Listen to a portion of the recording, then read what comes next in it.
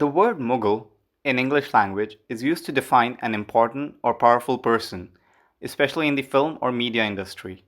Etymologically, the word Mughal originally meant Mongol or a person of Mongolian descent in Persian.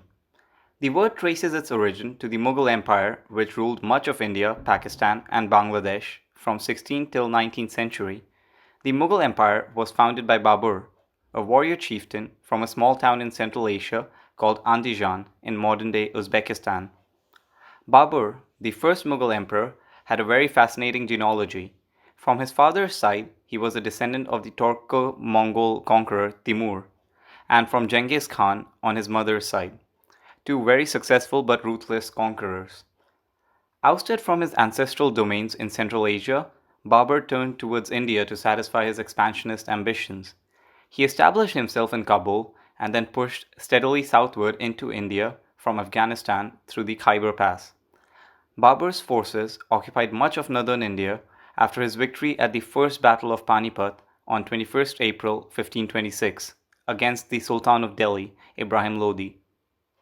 The battle was fought in northern India and marked the rise of the Mughal Empire and the end of Delhi Sultanate. This was the first battle involving gunpowder, firearms, and field artillery in the Indian subcontinent, which were introduced by the Mughals in this battlefield. This gave them an upper hand.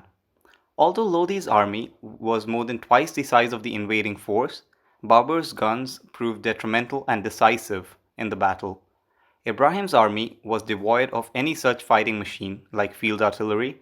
Further, the sound of the cannons frightened Ibrahim's elephants, causing them to trample their own men.